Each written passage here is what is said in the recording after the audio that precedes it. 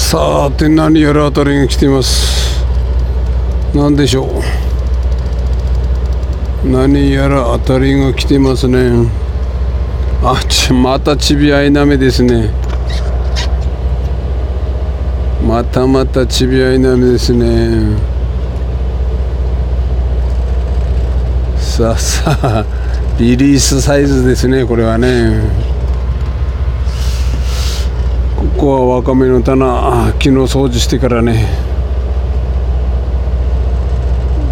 棚を上げた後ですからね、魚は寄ってると思ってやってるんですけども、潮はちょっとまだ動いてません。止まったまんまで、カレーの方はまだちょっと渋い感じ、そういった状況です。今日も一日頑張りますよ。はいはい。